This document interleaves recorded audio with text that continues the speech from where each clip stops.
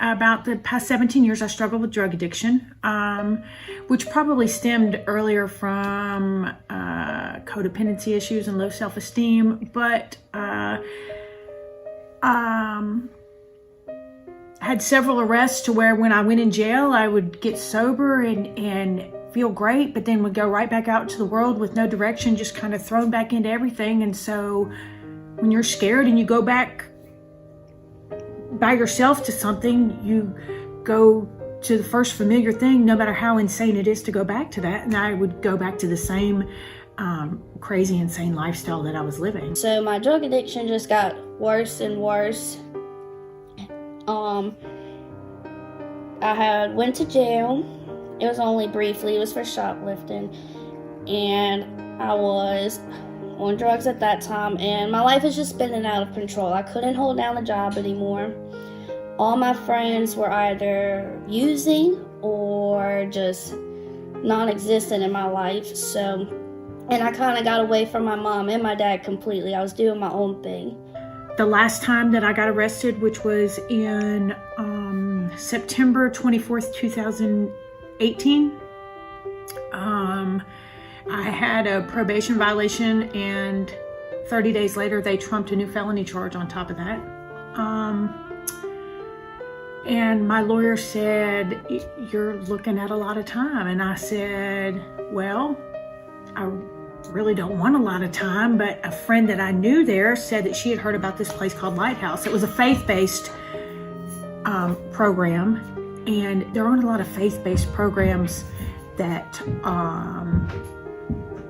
honestly that are affordable and that genuinely care. And so when I found out about it, my lawyer made it to where I was able to get a court order to come up here for the first phase of the program. My mom had came to Lighthouse prior to me coming here. And whenever she did, she stayed for 6 months. And we were raised Catholic. So my mom and I, we didn't really go to church often. We didn't know anything much about God other than there was a heaven and there was a hell. Other than that, we didn't know much about it. So she came here, and I wasn't able to talk to her while she was here for the first phase because that's not allowed. And then the rest of her time being here, I couldn't talk to her because I was in active addiction. So with that being said, that was really hard. But whenever she got out of here, I could just see this phenomenal change in her. Like, she knew God. Everything that I was going through, she quoted with scripture. She was able to be there for me. She was able to be the mom that I needed growing up. I was here 4 months and had to go back to court. Oh, let me pause that. When I was here, I got a call about 2 weeks before I left that said my brother had committed suicide. And that was my youngest brother.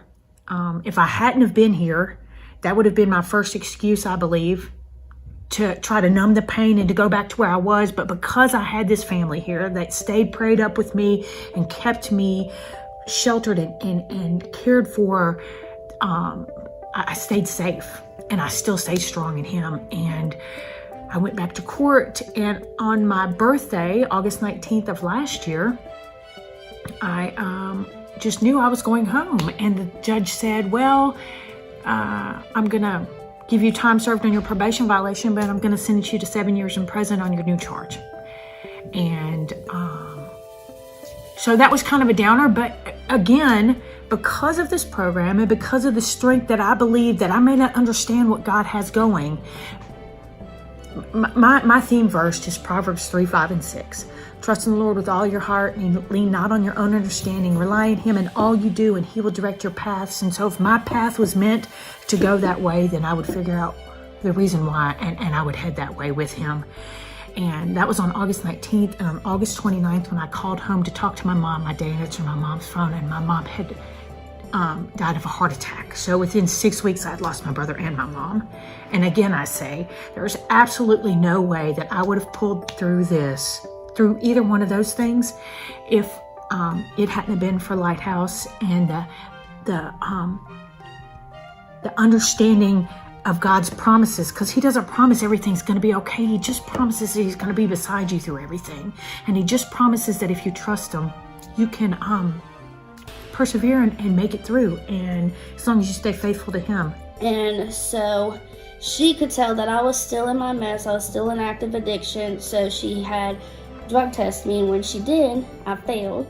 And she was like, okay, well, you need help. So her and my dad got together, and him and I had got into a pretty heated argument. And that 4th day, I went and used. And that started the whole cycle back over. 30 days was not enough for me. And it was not a Christian-based rehab. It was just government. Let me tell you something. Prison is absolutely as bad as everybody says it is. It is chaos. It is not a place where people want to change. It is not a place where people are trying to make themselves better. The state doesn't offer the things there to help you with your walk and your step out of life. But I did start a Bible study up there, and I did start because COVID hit while we were up there. We stopped going to the church services, so we had small group studies, and it was incredible. The strength that I still found, even being in a place where I was so miserable. I just didn't. I suffered with codependency issues for so long, and when I got to my relationship with God, I just didn't feel alone anymore. So I made parole on June 24th of 2020. Yes. And June? Yes, June of 2020. I made parole, and they asked me what my address is, and without hesitation, I gave 204 Eupora Street because I knew I was coming home to Lighthouse. And as a matter of fact, when I came home, Mr. Ken said, hey, it's good seeing you. And the first thing I said was, it feels so good to be home, because that's what this was. This was my home, and this was my safe haven, and this was where I was going to continue to grow and not just be thrown back out there, back to that addictive lifestyle and that same insanity that I had built for myself. This was the place where they were going to help me with my savings and help me with spending and the understanding of responsibilities, because at 47, I never practiced that. I'm a mother of 2 grown children, and my 2 grown children were more grown than me for a long time. I started spiraling back out of control. I had went through several different jobs, not keeping a dollar to my name, not having any morals for myself, just doing some really awful things. I was here for 2 weeks and got a phone call from the general manager at Firehouse. I didn't get a phone call, excuse me. Christina, the dorm mom here, got a phone call and said, do you have anybody that's in the work phase of your program? We're short-staffed. And she came to me and she goes, how do you feel about working at Firehouse? So I didn't even have to put in an application anywhere. I went up there. They said, congratulations, sign this, fill this out. Here's your shirt size. And I started the next day. And so that was another God thing. And 3 months later, they said the fact of, because I'm twice the age of everybody up there, and that's okay because I can keep up. And they said, but because of the fact that we know that you're not in college looking for something else, we could really use you in management. And so in 3 months, I was promoted to management and was able to continue to save and take on my responsibilities here. More important than that, I mean, there's just so much. Where can I get it all in? My daughter hadn't spoken to me in 4 years. And because of this program and the loss of my brother and mom, she said, you know what, Mom, you're right. God doesn't promise tomorrow. And I'm willing to give you one more chance because I do see a change instilled in you. And at first she wasn't willing to call me Mom, but she was willing to get to know me as a friend. And on Christmas Eve of last year, she picked up the phone and she said, I just want to tell you I love you. And that was the first time I'd heard that in 4 years from her. So now we have an incredible relationship. The fact that my mom passed away was a horrible thing because that was my best friend, but I never really had the relationship I had with my dad before my mom passed. And now my dad, oh my goodness, my mom had to leave so we could have that bond between us before it's my dad's time to go with my mom, because I wouldn't have had that if she would have still been here. So like I said, at the time, I didn't understand why all this was taken away, but I see little bits by little bits why he did what he did, and I thank him every day for it, the hard and the good. We had gotten to this argument, and I finally just had enough. I broke down. I called my mom.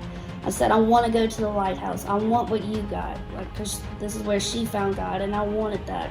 So she said, okay. I got my stuff together, and I came here, and this has been the best decision I've made in a very long time, because here is where I have found God. Like we were talking about, I opened the Bible and I asked Miss Kim, I was like, Miss Kim, what is these words in red?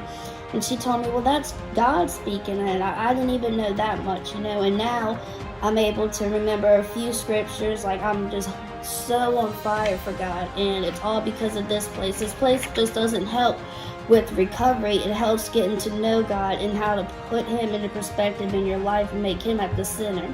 And all these bad things that I've went through, of course I don't like them, but I wouldn't change anything about it, because if I did, I wouldn't be where I am today.